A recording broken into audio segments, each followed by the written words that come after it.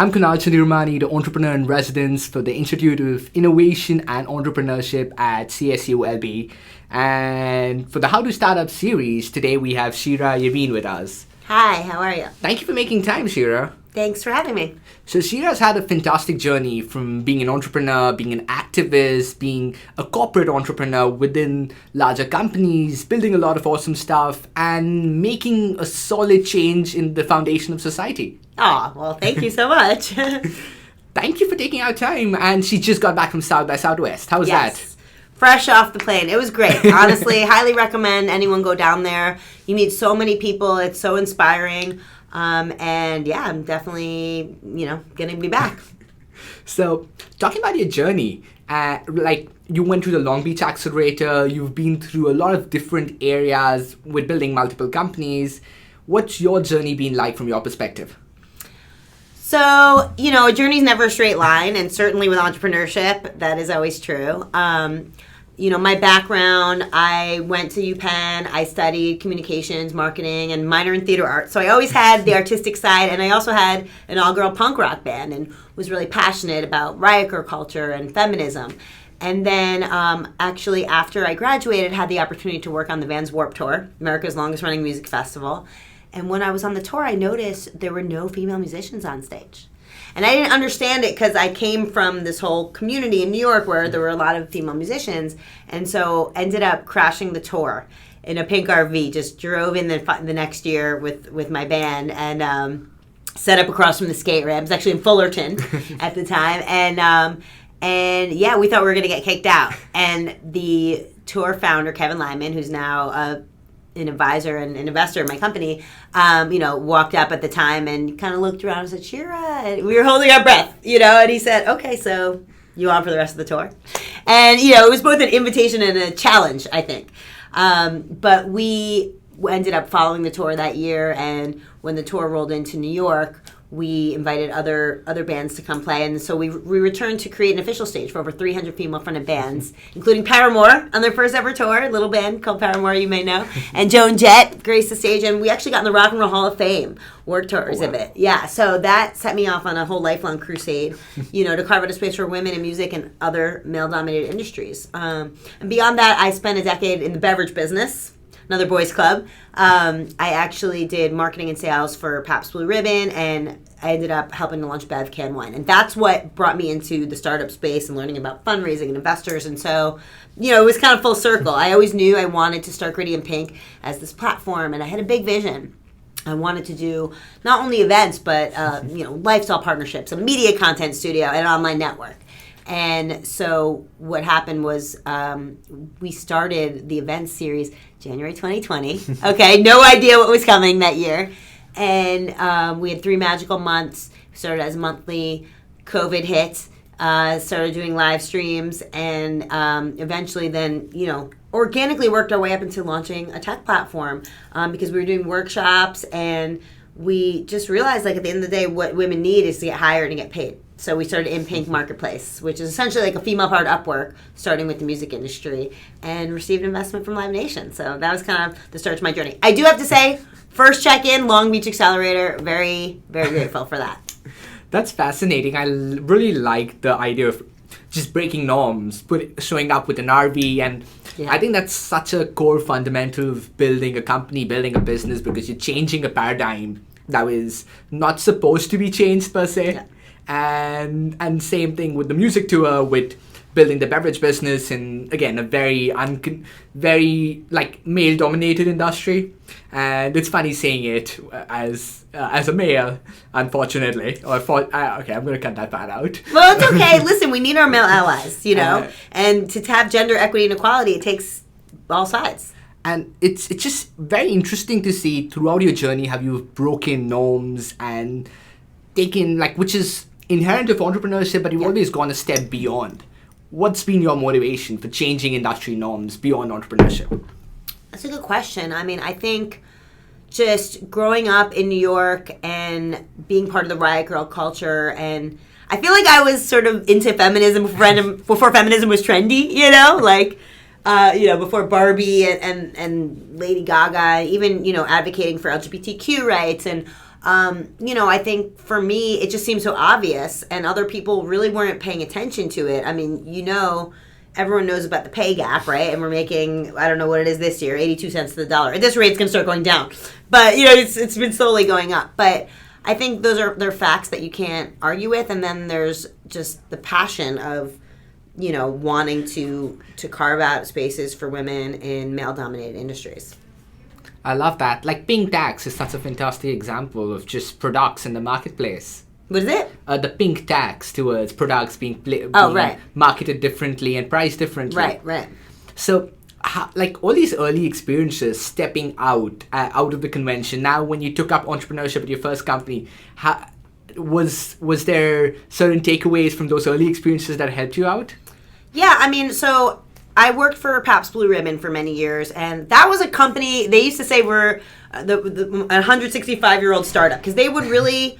Be gritty. And even though it was an old beer company, they did kind of think like a startup, and we were very scrappy, and we used a lot of guerrilla marketing. And, Pabst Blue Ribbon as a beer came back, when I was working in Brooklyn in sort of the late 2000s, early 2010s. And we just did a lot of cool, non-traditional things. They didn't pour a ton of money into billboards and, commercials. It was more like, let's throw cool parties, And so I took a big page from that playbook. And the other thing is, being part of that company, I was able to grow my network. And they say, and it's so true, your network is your net worth, right? I'm like, oh, let me not mess this one up. But, when I went to build my business, and I was able to, call on a lot of those people whose relationships I had built over the years. So any of those experiences in marketing, being scrappy, companies and startups are so different. It's hard to explain when you've not looked at both of them close enough. Just the speed at which a startup grows and the speed at which a startup tackles challenges. So any particular marketing things that you did there that just you look back at and seem fantastic today? Yeah, I mean, I think about how, we would throw these events experiences, really. And, a brand is not just about, the product. It's about how it makes you feel. So we would throw these, really cool blowout, ground-up parties and experiences where, it wasn't just, come and drink the beer. It was, come and, be part of a live art exhibit and design your own swag. And, it was just more about bringing a counterculture together, and so I was in Brooklyn at the time, and we brought a lot of artists and musicians and created a community around that, and a lot of these people we would see at every event, and then they would throw parties and they would say, I want to have PBR at my event. And another thing is, because we were able to stretch the dollar so lean because we had brand identity, and so just the fact that a PBR logo was on a flyer made it a cool party. So we didn't necessarily have to pay thousands of dollars to sponsor the other brands would, because they just say, oh, just give me some swag and come through and buy a couple rounds or throw me a couple cases. And so I learned how to sort of be scrappy and gritty and make a big impact from a small investment. What do you think was that differentiator that made them what the brand they were, that everyone wanted? I think when they wanted to zig when others were zagging. And that's what I learned. You have to be different, if a brand, if we ever got a proposal, hey, sponsor our festival, last year we had Heineken, we'd be like, oh, go talk to Heineken then. We don't want to do it. If the other brands did it, we don't want to do it, So we would just do, cool things. And even when you did see billboards, it was it was cool art. It wasn't, you know what I mean? It was a different thing. We would support just a lot of the local communities, and I think that's really what it was about. That's so interesting. Zig when everyone zags. Yeah. It's interesting. So how, zig when everyone zags, in that sense of just stepping out of the norms, stepping out of the perspective, how do you, what's your personal compass? When do you decide that, okay, this is the way it's being done and let's change it? I mean, I think it goes on a case-by-case basis, but, for me, I just feel like you have to be driven by your values, so it's not just kind of a random decision. It's okay, We want to support women. We want to support diverse communities. And so being very intentional about that, and especially in these days when DEI has become sort of a bad word, and we're doubling down on our commitment to it because diversity is not just the right thing to do. It's actually better for business. And it's been proven it's better for business. Inclusive companies, diverse companies are more likely to hit their financial target goals. And so, I think just being committed to your values and knowing that it's the right thing to do. So again, at a later point, you built out your companies, but when you were still working on beverages as a corporate entrepreneur, as an entrepreneur, what was the sense of that compared to when you started off as an employee? In changes, in just the mindset of working as a corporate entrepreneur versus working within an organization, within the machinery? Yeah, I think when you're an employee, you're really wanting to just carry out what the company wants, or your boss wants, right? And actually, I will say Paps was different in that they did want us to own things. We were even we worked remotely, and we were very independent. But yeah, I think you want to make your mark maybe because you're going for a promotion or whatnot. But at the end of the day, you want to do what they tell you to do, And then when you become your own entrepreneur, it's like now it's up to you to set, to set the goals and really call the shots. And so I think there's a lot of pressure in that, but there's also a lot of freedom. Where do you find that balance between the pressure that you have to do, that you need to get this done, versus the other end of it where the freedom of that if I don't get this done, this will not get done too? Yeah. It's tricky. Being an entrepreneur, you constantly have to, set up your own goalposts and really decide how to set your priorities because it can be very overwhelming. You wake up and you're like, okay, how am I going to make a difference today? And you look at your, to-do lists, and you can even look at a list and say, I get half this done, I get all of this done, and I still feel like I barely made it done. So it's really about ruthless prioritization and, constantly trying to take a step back and look at the big picture, So what's your routine, your way of looking at your priorities on a daily basis? So I've definitely learned the hard way that you can't do too much at once. So I try to focus on top 3 priorities for the day and also for the week. And sometimes you just have to block everything else out and cancel your meetings and work on one deck for 6 hours, because otherwise, you won't get it done. And certain things, I'm very type A, so it's got to be done right, So that being said, you also have to sort of control your perfectionist tendencies, sometimes done is better than perfect, But yeah, I think top 3 is a good way to look at it. I also have a morning routine. Highly recommend the book Miracle Morning by Hal Elrod. And it's basically a 6-step process to kind of get you in the right mindset for the day. And it includes meditation, affirmations, visualizations, journaling, reading, and also exercise. You have to have that balance too, right? Mind and body. And so, yeah, that's important as well. That's well said. I love this philosophy that Buffett has about writing down the 20 things you want to achieve and then get rid of the bottom 17 or bottom 15 and just focus on 3 or 5. Yeah, it's true. Yeah. And it's also I think the biggest difference that's hard to convey early on is that urgent is not important and important is not urgent. Totally. And also, what can you delegate? As someone who has a team, if you have a team that you can delegate things to, being able to let go, and figure out, okay, this I can trust my team, for this one I have to work, or, working collaboratively is also very helpful. So talking about scaling with your team, how was that experience of hiring the first few people as an entrepreneur? We're still a very small company. We have a lot of part-time contractors, interns. We have an intern army, which I love. Very grateful for my interns. And, I know you have a lot of students listening. If anyone wants to intern with Gritty and Pink, holla at us. But it's really about not just building a team, but, building a family. That's how I look at it, Something that I learned from Bev, which was the first startup that I worked for, is, business is personal and personal is business. We read Start With Why and Radical Candor, and when we start off, and especially now when everyone works remote, it's you don't get those water cooler moments, so you have to actually start a call how was your weekend, and build that relationship. And so at Bev, we used to start our weekly meetings with they would call it high-low buffalo, which is high of the week, your low of the week, and then a buffalo is just a weird thing that happened. Sometimes if we're in a rush, we'll just do the high of the week. We optional low. Like, people want to know, like, yo, I lost my cat last week. Oh, I'm so sorry. Like, I get it. You're going through a hard time. Or, a high of the week. I got to meet Chelsea Handler at South by Southwest. Oh, that's awesome. How was that? So sharing more of your life and then building those relationships. Like, I think those are the things that get you through just the monotony. Like, we're all people, we're not robots, so like we do a lot of like remote co-working sessions, and I like to keep it light, crack jokes, just keep it fun. Yeah. I think that's quite fantastic because in a world of efficiency where we're so focused on AI, technology, and just making things more automated, faster, smoother, there's this human element that's hard to replicate, and that's just so fundamental to business because business is done by humans and done for humans. Right. Absolutely. You when you went to UPenn, you did a degree in communications. Yes. How was that essence moving towards business? I think something I've come to believe in business is just a philosophy very similar to what you mentioned about everyone being humans and that we're building products that are designed for humans and human first.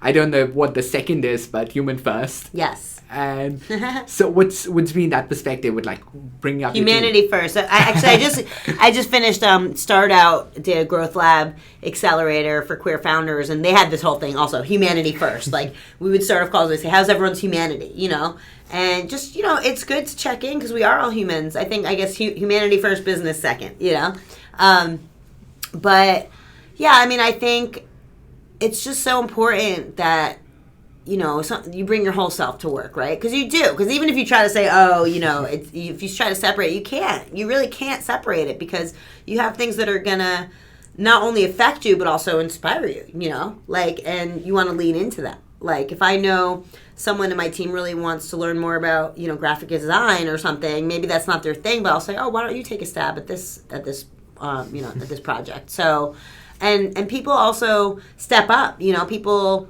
self-select kind of, like I think I've had people on my team that wait for me to assign them something, and then there's people that are proactive and say, hey, I worked on this project, what do you think? And that's the dream. Like as a founder, you want people that are going to be proactive. What about scalability? How big is the team right now? So the team is about 15, and it's really hybrid. That includes interns. We have interns working for credit. A lot of times interns will finish and they'll say, I want to stay on because I want to be part of this movement, and then they eventually end up getting hired. So it's a really great program for us because you want to get to know people. It's like the whole date before you marry thing, and you can see people's work ethic and if it's a good fit too. Sometimes it's not a good fit. I'm from New York. My style, I'm very straightforward and very blunt, and that doesn't necessarily work for everyone. But I think most people appreciate it, but there's not a lot of beating around the bush. It's like, you have to be able to take candid feedback and not take it personal. And, and I hope that I offer that. So when you hired your first employee, what was that like? And how different was it, say, from the 5th or the 10th? Well, we really did start as a volunteer team because we were like over COVID and everyone had lost their jobs. And so people were there because they wanted to be there, and then we ended up, bringing on interns. And then, honestly, the first couple people I brought on were friends of mine that I had worked with already through music. So because we're a music company, so a lot of our team are musicians, we had worked together. They had maybe performed at some of our events. And, my right-hand man and my right-hand woman, as I say, shout out to Sabrina Bodwin. She's our head of accounting and finance. And, she already had this rock and roll accounting business. And I knew her as a bassist, and we were talking business. She said, oh, by the way, I'm an accountant. Okay, great. Let's talk money. So, I think when it happens organically is great. Obviously, as you scale, that's not always possible, right? When we're a huge company, we're not going to necessarily be able to do it that way. But I think starting out, I think it's really good to just look in your immediate circle. Who do you have? Who do you know?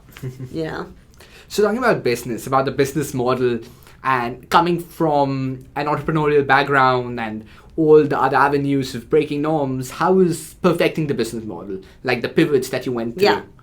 Yeah, it's a constant journey. It really is because, things change by the day and in the big, larger ecosystem. Of course, politically, we're having a lot of change right now and culturally, and you have to try things. And they say, failure is such a big part of entrepreneurship, and it is true. So, when we started, we were more of a community. We were more focused on events. As I mentioned, I always had this big vision, and Kevin Lyman, my mentor, was like, start with one thing. So we're like, okay, great, let's start with events, and then COVID hit, we had to pivot right away. So we learned the art of the pivot from early on.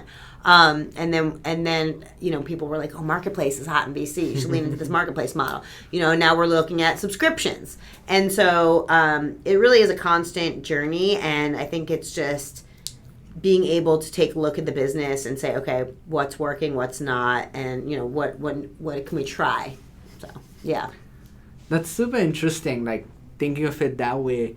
I think pivots are a constant part of building a company. And what about product market fit? Where was the first, given that you come from a music background, which is so highly correlated to people on an emotional and a soul level rather than just transactional or a business level, where was that initial sign where you started seeing people looking at the product or looking at the business and being like, this is fantastic? Yeah. I think when we started to have like bigger corporate clients like Live Nation, and there's this company, Female Quotient, that does these quality lounges at all the big festivals, and even Angel City Football Club with the women's soccer team. It's like finding those customers that are leaning into what we're doing because they believe in it and the values match, and then also they just like need the services. So for us, like that was a big sign that, okay, like we're moving in the right direction. And given that we're still very early stage company, we're running super lean, everything has been completely organic. We have not spent 1 cent on advertising still to this date, So that being said, it's like we're very proud we were able to hit, millions of impressions on Instagram just from doing content and like leaning into our community. So I think for product market fit, of course, every time you pivot, you kind of have to you start from the beginning for product market fit. So, honestly, I think we're still finding it, but it's the journey. You see these little like milestones where you're like, okay, we hit our first $250,000 in revenue, or, things where you're like, okay, we're on the right track, yeah. So I love the advertising sense. Like something with this conversation I noticed a lot was you focus on organic advertising and advertising that's not focused, like whether it was at PBR, whether it's today, just focusing on advertising that is more human. Yeah, organic and leaning more into, just organic marketing versus like advertising, which is paid, I think also these days, I think customers are inundated, right? Everyone's just inundated with so much content, and, you have to sort of really create content that is different and is bold and speaks to people. Otherwise, it's like, they say if you're talking to everyone, you're talking to no one. So, I try to tell my team, it's like, we're a cool brand, we're not corporate, like we can do things, maybe we could say things that other bigger companies aren't able to do or say. So just like leaning into your differences as your strengths, I think that's important. For us, we do a lot of events and experiences, and that's been able to allow the INPINK marketplace to grow and bring in brand partnerships and like I said, social events, experiences, word of mouth even, in the very early stages, a lot of the sales are founder driven, and that's something that, I've been able to take on. And luckily I'm a very outgoing person. And so, I'm always able to speak about the business, whether it's like you never turn it off. I could be on the grocery store line, and then someone says, oh, I like your jacket. It says Gritty and Pink on it. Well, let me tell you about my business. So you kind of have to always be selling. Yeah. Oh, I love that. Always be selling. Yeah. That is so key. Just, you have to be a seamless. We used to actually say in the beverage business, the ABC, always be closing. That was like one of our things. Yeah. Yeah. That's beautiful. It's so interesting because I think the first sign of being a founder, or the most important part of being a founder, is you need to be insanely proud of what you're building. Mm-hmm. You should, if you can't sell it 24/7, or you're not proud of selling it in every avenue, it's something that you really need to feel for. Mm-hmm. Yeah, that's true. So marketplace is one of the hardest businesses to be in. Yes, two sides. Yes. Like it's always when you get the chicken, you need to figure out, like it's the chicken and egg problem. There's so many ways to describe it, but it is probably if not the hardest, one of the hardest businesses to get into. Yes. Any challenges with scaling up? For sure. I mean, I think when we started, the focus was, okay, let's get some merch on the shelf, so to speak. Like, let's get talent on the marketplace.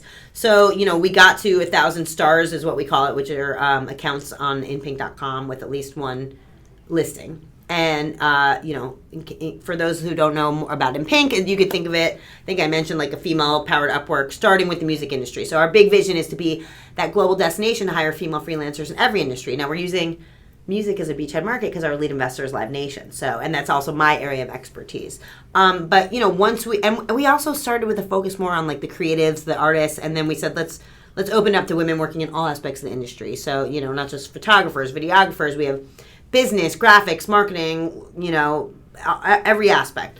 So once we started building that out, then we said, okay, now we need to, focus more on the client side. But one thing that I think helped me is a lot of my advisors, Arlen Hamilton mentioned, it's like, own one thing, and then, I think you have to really own one thing and then expand, because it's like when you're fundraising, you're thinking about appealing to investors, you feel like you have this pressure to build out a big vision and a big impact, and like, it's like, we're going to be that destination to hire for every industry, but you got to start with one thing. And so we really have leaned into content creators like photo, video, because with, social media, there's certainly no shortage of demand for content creators, especially videographers. And so, that's where we're going with the business. We want to carve out and be that destination. And then what else can we sell them? What about again, this is super new, but maybe in the past year or so, with AI models and reasoning models coming in, the market's been shifting ridiculously dynamically and really, really fast. Yes. What's been your experience with it? So we're developing an AI matching tool and also an AI-powered fair pay scale, because women actually earn 50% less on these digital platforms like Fiverr and Upwork. 50% less, so lower than the pay gap. And the reason why is because they're underpricing their services. So there's actually a confidence gap with women. And there's I think there's a lot of challenge around even just talking about money. And women were never really taught to negotiate and whatnot. So, so we're hoping these types of tools will help, move those conversations along. And I think you see a lot of our competitors are doing different things with AI. They want to help creators, scale by being able to automate a lot of their work. And, I think we're approaching that cautiously, but also actively. I think some creators are very nervous about what that means, and then some are more excited, like, okay, for example, voiceover, right? Like, okay, you can train a machine to do your voice, and then you can literally just get paid for people using your voice, but you don't actually have to record, the voiceover. So in theory, it's nice, but then some people might have an issue with that. So we really want to keep up with the AI, but at the end of the day, there's still human behind it. You know what I mean? And someone said the other day, and I thought this was interesting, it's like AI is not artificial intelligence, it's accelerated intelligence. You know what I mean? So it's not artificial, because at the end of the day, they're training these models on human interaction, and you still need a human. You can't, a whole company cannot run off AI. You still need the human interaction and direction to be able to manage it and strategize. So, yeah. Oh, I love that. Accelerated intelligence. Yeah. And I think people are also craving that. The more that we live in technology with the screens and social media, and people want to have that personal connection. I love that. And you can do that at a much bigger scale with AI, just because of capacity to serve. Like you said, you can record one voiceover at a time, but with AI you can resell your voice 100 times in that one time. Right. Which is so interesting. As a marketplace, what was the first reaction? Because I think the panic is always more than it's just the nature of you. We're not, as a civilization, we're not very. I think entrepreneurs might be the outlier, but as a general civilization, we're not very catered towards change, and people tend to panic a lot more than at most times in history. And so there was a huge panic amongst freelancers with AI. How was that as the marketplace? Yeah, I mean, like I said, I think that you still see it, and people are still trying to kind of see how it's going to impact them. And, I've heard people say, oh, musicians are not even going to be needed. But it's like, okay, today's, music engineer today's audio engineer might be tomorrow's music prompt engineer, right? So it's like, we want to help women stay on top of these emerging technologies and help companies source that talent. But at the end of the day, you still need talent. The other aspect that is hitting our business is as AI grows and companies are reducing headcount, right? They're replacing some of these roles with AI. That need to spin up an entire team to collaborate quickly is impacting more industries as well. So, you can't have a robot run an event, so there's times when you need a human to interact with your customers. And so we feel like that's actually a sweet spot for us where we can help companies that might have, a small team because they've scaled down, bring on teams for projects and whatnot. And that's another thing that we really are proud of, is like being able to help source not just talent, but teams of talent. Ideally talent that has worked together before, because, it just goes better, it goes smoother if they can collaborate and communicate if they work together before. I love that. I love how passionate you are about the music industry. Thank you. It's how is that? Like, you're building a company in an industry that's so personal to you. Yeah. And how does that feel? I mean, it's great. Like I'm very grateful that I get to work in an industry that I love and do what I love and make an impact, I'm grateful for that every day, and even just being able to say, like, okay, I've been doing this now 5 years. I haven't had to take a corporate paycheck, but it's also, I'll be real with you. Like, there's scary days too. There's highs and lows. It's very much a roller coaster. One of my advisors, shout out to B. Pagel's Minor, but they said to me, you know what? Don't forget that this is what you signed up for, and also that you love it. Like, you kind of knew going into entrepreneurship, like, it was never going to be like a phone it in kind of deal, right? Like, it's not, some jobs you can phone in. You can't phone in being a founder, so it's like, you can have like the biggest high one day, and the next day you can wake up and feel like worthless, and it's just, you kind of really have to learn to like take care of yourself and mental health first, because if you're not like there mentally, then you can't be, running the business. So yeah, I mean, I'd say it's all great and exciting, but to keep it real, like, there are lows too. On those days, those low days, what's your go-to? Well, like I said, I've really been leaning into like my morning routine, meditation, breath work, and journaling, reading, like personal growth, just being really dedicated to personal growth. Like, you never stop learning things and growing, and that's important to me. And also, I think silencing the inner critic is really important. We all have it, especially, like me, I'm sure, like a high achiever, right? We all thrive off, our achievements, and yeah, sometimes it can never seem like enough, and so being able to say, you know what, like, I did good, like, this is good. Like, you're always like looking as what can I do better, but it's like sometimes you just have to say, oh, this is good, I had a moment, like, I don't know, a couple months ago, I had a gritty and pink mug. And I was, like, in the morning, just, like, looking at my mug. I had my logo on my mug, and I was like, I built this. It's just, like, those little moments. And those are hard to have sometimes because you're always focused on the pie-in-the-sky goals, and you're not there yet. And it can feel so low, but you really do have to learn to, like, celebrate those small wins. So I love that. So, also talking a bit more about music as an industry, how was the community helpful in building up a business in the industry, and how else do you think like the community can be helpful as an entrepreneur? Yeah, so we started as an event series. We were doing these all-girl jams, 50 female musicians doing theme cover songs. We started January 2020.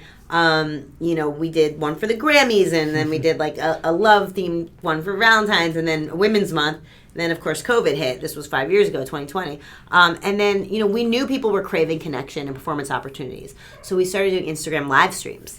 And, just from the get-go, we had, like, thousands of viewers. And so we were like, okay, we're onto something, because people are looking for connection. And especially at that time, right? We were all looking for connection and opportunities. Then we ended up getting on Zooms and doing different workshops for social media or songwriting. And so I think, always kind of taking that inspiration from bringing the community together in our events and seeing collaborations and even just going to events. We had one of our girls had a birthday party a couple of weeks ago, and I went, and we have this digital magazine.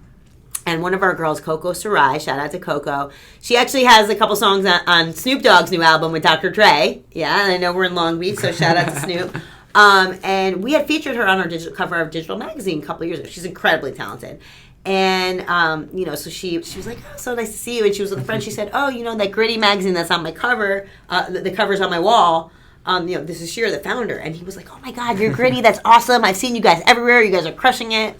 And, it just felt so good, again, because as an entrepreneur, you've never done enough, you've never reached the goals. Like, that's the whole game. When you do reach a goal, you set a new goal, Yep. So even just, like, hearing that, I think for us, we've realized we built a really strong brand. Now how do we further monetize that brand? And when you think of so many iconic brands, didn't get monetized for years, right? Facebook, Amazon. I mean, they were just going and going and building. So especially these apps, right? These social media apps. So I think for us, it's like taking inspiration from the community that we brought together and then saying, okay, now how do we take the business to the next level? I love that. Jan 2020, I now that I think of it, you started right before COVID. Yeah. And COVID was not something that happens regularly when you're building a company. Yes. How was that? Like that big challenge or that big roadblock? Yeah. There were actually pros and cons of it. I mean, obviously, the cons are pretty obvious, right? We couldn't do events. We couldn't come together. The economy was very unstable. But I was working for a beverage startup at the time, and I had already started Gritty as an event series, but it was like my side hustle. It wasn't my main thing. And then because, I lost my job, my full-time job, and we all went on fun employment, as we called it, that gave me, like, the time and space to be able to say, okay, what do I really want to do? And I already kind of knew, like, what I wanted to do. I knew I wasn't fully in my purpose, but you do what you have to do to pay the mortgage, pay the bills, and you go where life takes you. And so for me, it actually ended up being this huge opportunity because now I had, like, the time and space to think about, okay, what is it that I want to build, And I think, honestly, I don't know where the business would be if the timing had been different, because that's one of the hardest decisions you can make as an entrepreneur, especially if you start out in the corporate world and you have a job, and you're used to that paycheck, that direct deposit, making that leap to say, no, I'm going to do this full time. It's very scary, especially if you don't have any experience getting investors or fundraising. I remember there was a moment, probably now about a few months into COVID, maybe it was around, I want to say it was like around May or June, a couple months in, and I changed my LinkedIn byline, because normally when you work in the industry, you get a lot of recruiters hitting you up about this job, that job, and I knew that I wanted to, as fun as beverage is, I wanted to go away from that, and so I remember changing my byline on LinkedIn to say founder at Gritty INPINK, and it was like a real moment. It was scary because I was like, I'm not going to get these job offers now, but I had to be all in, and then it took over another year to get my first check-in, which was Long Beach Accelerator, and I had to take that time to really figure out what the business was and to, pour myself into education, and I took boot camps and like learning, okay, how do I get investors? How do I fundraise? How do I find product market fit? And so, yeah, I think that's like the biggest leap that any entrepreneur takes is like, okay, I'm going to do this full time, and it's not easy. But I'm very grateful to Long Beach Accelerator for helping me navigate that transition. And so even though the company started in 2020, or the brand started with our first event, the company as a corporation didn't actually, start technically until we got our first check-in with Long Beach Accelerator in late 2021. And I will say, I'll tell you a story, but I had a good feeling about Long Beach Accelerator, but when I decided to apply, I almost didn't. Because a friend of mine sent, shout out to Connolly, friend of mine sent me this, LinkedIn post about apply now, Long Beach Accelerator. And, you can get a little, like, worn down when you're out constantly applying to things and you don't get in. You're like, what's the point? It takes a long time to do these applications.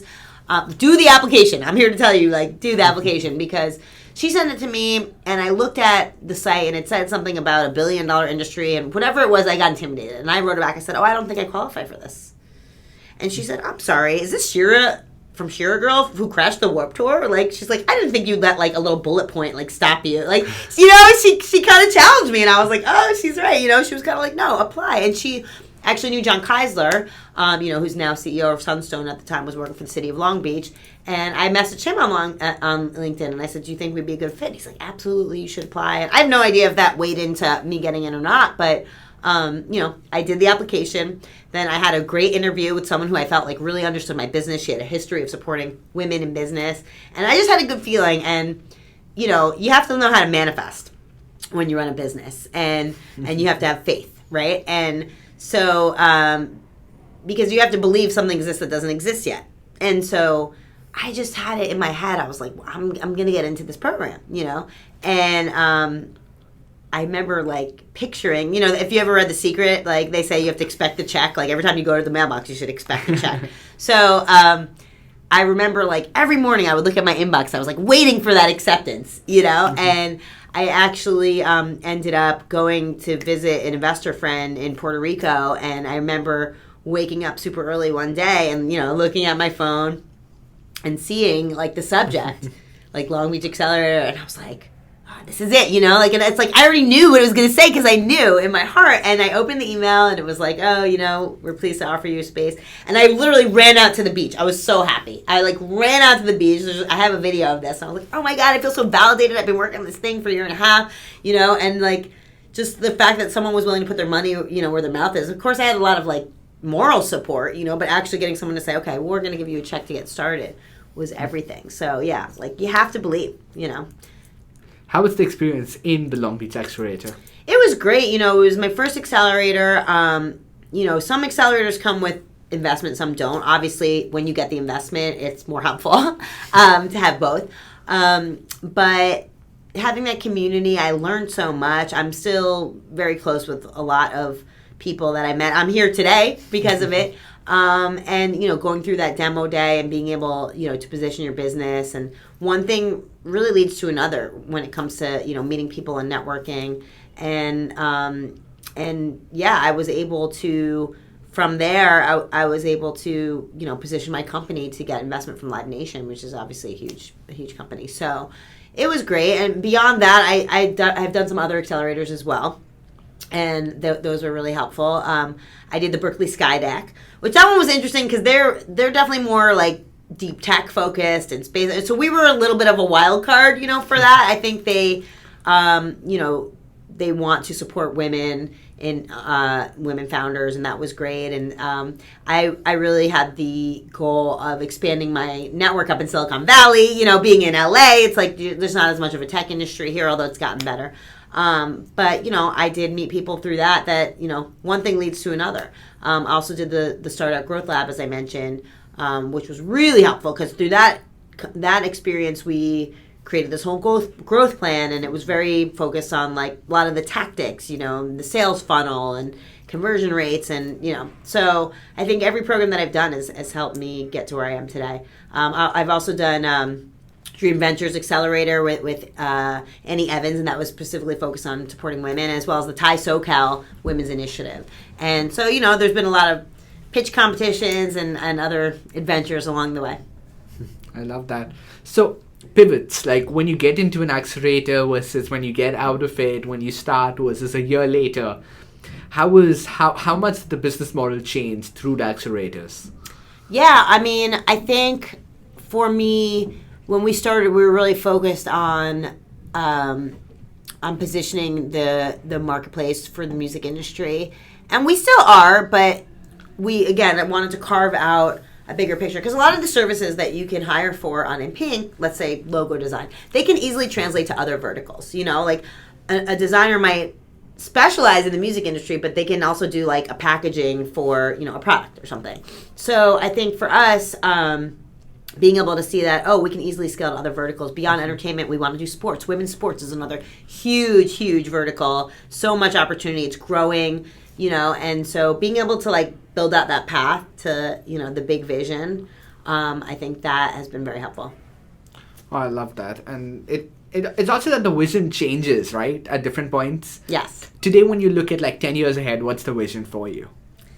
I think I just came from Austin and I saw Indeed, they have a building there. I literally think about like INPINK on a building. Like I want to be big enough, where we can own a building. Like, because to me that shows, you make a big impact, when you have those kinds of resources and a big team. And but like I said, we want to be that destination to, to have women in every industry, to support and empower women in every industry. And the goal is honestly to get to the point where we're at gender parity, where we don't need to say, this is just for women, right? It's like we want to be equal. We're just not there yet. I love that. And that's so interesting. Just I think it's having goals, that it's kind of something interesting that a friend insisted a couple days back when I was mentioning that if your goals don't scare you enough, they aren't right. goals. Absolutely. And I think a little bit of that fear just gets that entrepreneurial bug in you to go and hustle and try to get you there. Yeah, absolutely. I think they should scare you. Yeah. Not too much, though. They should scare you, but not, like, paralyze you, you know? Sometimes you can get to the point where you're, like, analysis paralysis, you know, and you're over, should I do this or should I do that, you know? And then, you know, time passes and you haven't decided yet. That's so interesting. I never thought of it that way. Not enough to paralyze you, but still to scare you. Yeah. I love that. INPINK in the building. Yes. It's fantastic. Thank you. So, talking beyond that, like strategy, when you're scaling up, not just before, but even today, when you're scaling up and deciding on the next direction, how do you evaluate all those variables, and like what's the key strategies you look at today? Well, I think for me, I really lean heavily on my advisors. I have advisors that kind of specialize in different areas. Some are more on tech, you know, some are more music industry focused. And so like kind of allowing people who have built businesses before to help guide you is really, really important. Because I'm a first-time founder, you know, so I definitely don't pretend to have all the answers. So, you know, being able to build that out and just know that you don't have to have all the answers. One of my very successful founder friends, 2-time exited founder, Mike Rothman, he founded Fatherly and was also part of the founding Thrillist team. He said to me, you know, you don't have to learn how to play every instrument. You just have to learn how to conduct the orchestra. And that was like very freeing to me because I was like thinking here, okay, I'm starting a company. I got to learn SEO. I got to learn, you know, tech building. I got to learn all the things. And it's like, no, you actually don't have to learn all the things. You have to get the right team in place that knows, you know. So trusting your team is very important. I love that. Another part of scaling is the funding. So beyond the accelerator, how's your perspective to funding been? Yeah.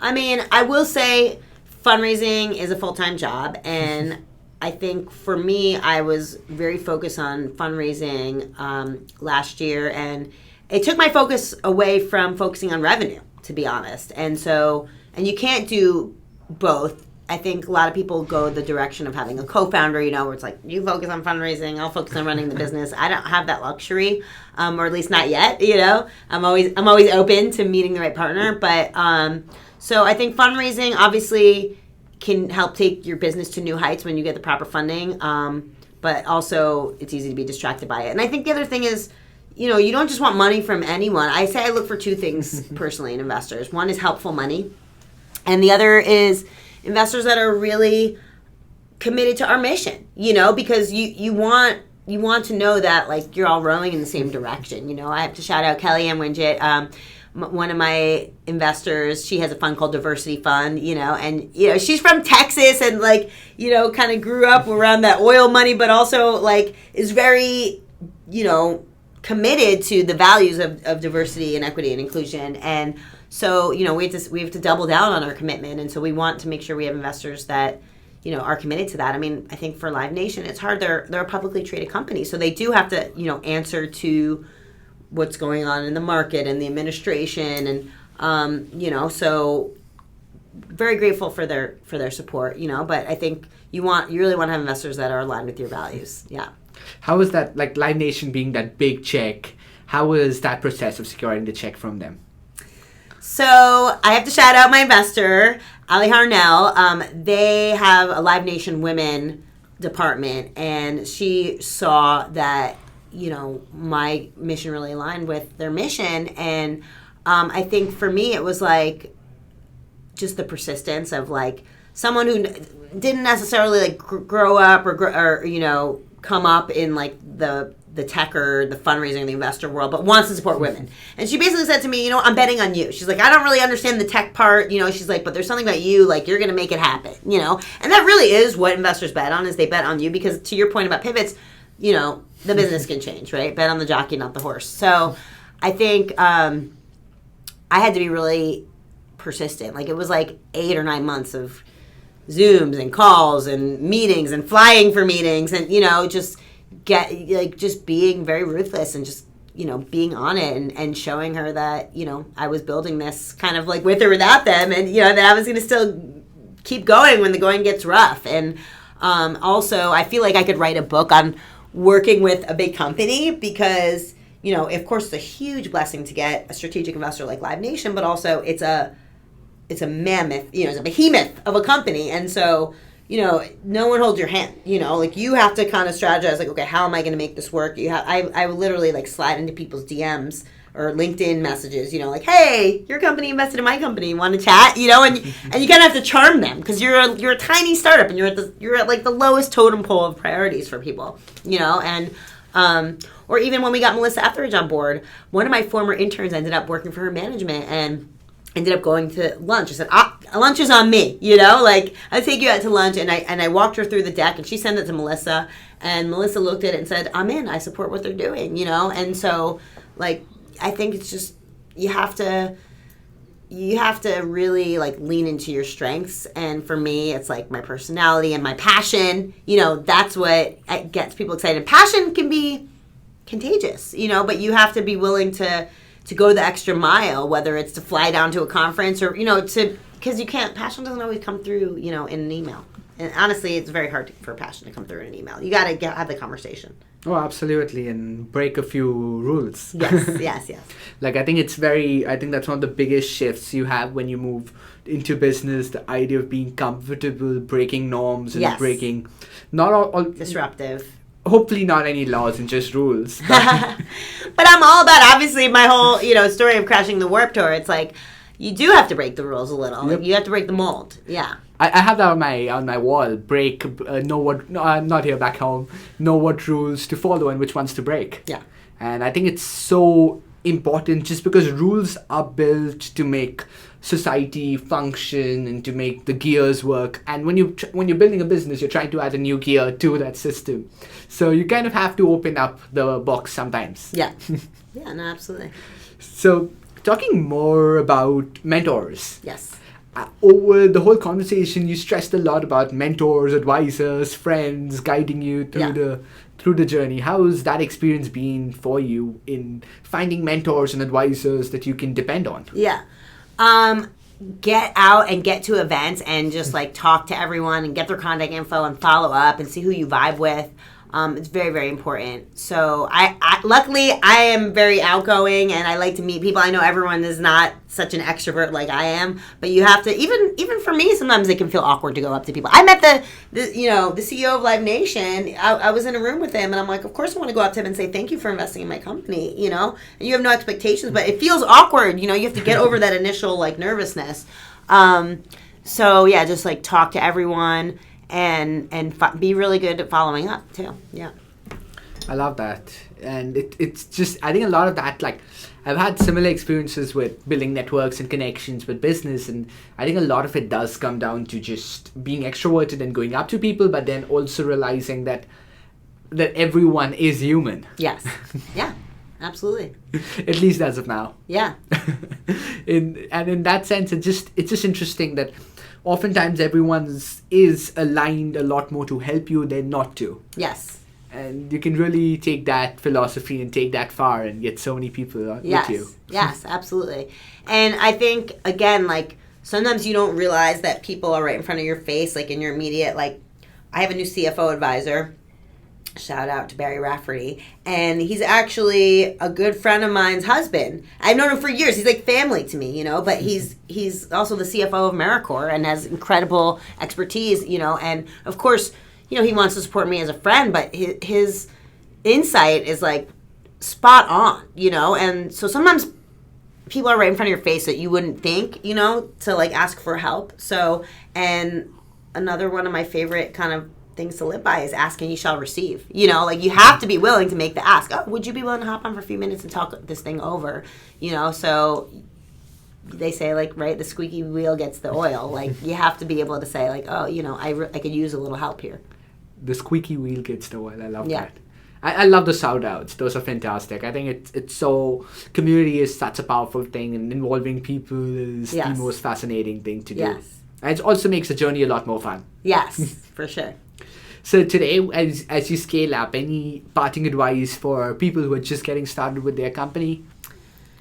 Yeah, I mean, I think, be resilient. Don't take no for an answer. If I had taken no for an answer, because before we crashed the Warped Tour, I asked, I said, can we bring girl bands into this tour? And he said, oh, well, it's the first maybe next year. It was the 10th anniversary, and there was a lot going on, and and I said, we're going to come anyway. So, just being like really resilient, and you have to be willing to break down walls, because there are a lot of walls that are going to come up, and ask for what you want, and just get really good at your tactics too. Like, I just came back from South by. I like to pride myself. I think I'm pretty good at networking, and it's like the little things, like when you meet someone at a party. Now iPhone makes it easy because you can just like bump the phones. So many people don't even use that. But it's like people say, you chat, right? And then you can't just say chat, okay, and maybe I'll look this person up on LinkedIn. You have to say, oh, can I get your contact info? When you get someone's contact info, personally, I try to get their phone number and start the conversation over text, because I think email can be where dreams go to die. Like people get so inundated with emails. Like, you have to be willing to follow up with a good email, don't get me wrong, but just kind of connecting on more of a personal level. I think it's a lot easier to ignore an email versus text. Not that people don't do it, but and then also be willing to follow up when you don't hear back, and just assume, oh, they're busy, not, oh, they don't want to talk to me, So following up, when I network, so I connect over text, I text them right away with what I want to follow up, especially when you go to these conferences. You meet 100 people in 3 days. So I say, great chatting with you. Let's talk about Gritty and Warped and your new community that you're building in the DC area. So yeah, you take those notes, and it's a lot better than taking your own private notes, because now it's a conversation. And then the other thing is, this is totally a pro tip. This is a hack. Take a selfie with them, okay? Because they met a million people. They're never going to remember you, right? So you take a fun selfie with them. You send that in the text them. They're like, oh, yeah, I remember this girl. She was cool. We had a drink. We were laughing about this thing, and we had fun. And so, now you already have a start, and then when you go to follow up, because it's easy. You can always say, what's your email? You can always look them up on LinkedIn. That's the easy thing. But I'm like, if I get their number, now we're really building a relationship. So it's all these little networking hacks, So you have to kind of figure out what works for you and build and sort of perfect your toolbox. I love that. And I think something I've noticed a lot of people with networking is a lot of people, especially again, people who are just getting started, tend to look at it a lot more transactional than relational, in the sense that they just have a quick conversation, get the number, but there's no real invested in. Right. I think most of the value I've derived in business from relationships is where when we've had a conversation, but there's been an actual connect, and then building on that connect rather than having a 10-second interaction. Right. And that's it.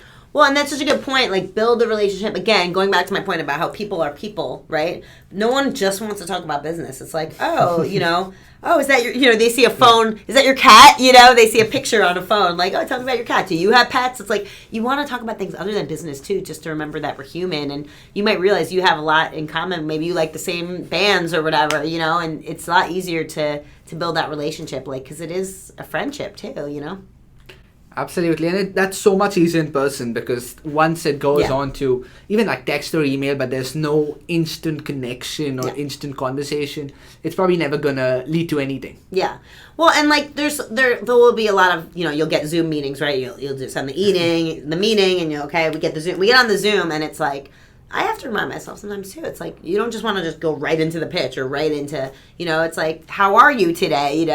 Okay, you're in Chicago. Oh, it must be snowing in Chicago. You want to kind of ease into it and treat people like people and have a conversation. And I think that's really important. Sometimes even more important. Who's someone you met at an event or something that totally changed your journey? There's been so many people. I mean, definitely Kevin Lyman, the founder of Warped Tour, the way he believed in me, and he continues to be so supportive, and just an inspiration. I think also meeting just so many inspirational female founders along the way. I think Sophia Amoroso, I got to meet her. I read her book Girl Boss, and then meeting her in person was really cool. And I just met Chelsea Handler at South by Southwest. That was really awesome. She's inspiring. And when you meet these people and you see that they're just real people, and they're very humbled, and that can be cool too, because we tend to put people on a pedestal, and they say, well, she started a company. I can never do that. And you realize they're just a human like you, who kind of figured some shit out. Pardon my French. I love that. And yeah, I think it's so much of businesses human to human, in the sense of being very relational. I think the moment you turn it into being, the moment it's a quid pro quo, that's it. It's never Yeah. going to lead to anything. Someone that came to mind too that I have to shout out is Karen Kahn. She's the founder of I Fund Women, and she actually introduced me to my investor at Live Nation, and she was one of my first coaches for fundraising. I Fund Women is an amazing platform. They do coaching and capital and connections, crowdfunding, and so she's someone that also comes to mind that was just very instrumental, like early before I had my first check-in, and has helped me out. So talking about like your journey in building all of these incredible brands, incredible companies, and just making it a better world for more entrepreneurs to go out there and kill it, and especially female entrepreneurs to just really go up and own their potential. How can people be a part of this incredible thing that you built? Well, definitely go on INPINK.com, sign up for an account. It's free. You can browse talent if you're looking to hire for an event. It doesn't have to be a concert. It could be, maybe your friend's getting married. You need a photographer. And if you are a female creative or women working in any aspect of the industry, it's free to create a listing. We don't take a cut of what you earn. So definitely go on INPINK.com, sign up. Follow us on socials, Gritty and Pink Life on Instagram. That's our most active platform because that's kind of where the music industry lives. But we're, of course, on LinkedIn, Twitter, YouTube, Facebook. We're on all of them. And so, yeah, follow Gritty and Pink or Gritty and Pink Life TikTok. And come out to one of our events. We do events for Tech Week. We'll be back at LA Tech Week. We do these investor roundtables, Women Who Wire events at Live Nation. We also do the All-Girl Jams, 50 female musicians doing themed cover songs. We'll be at Warped Tour this summer. We're doing official pre-parties, so we'll be at Long Beach.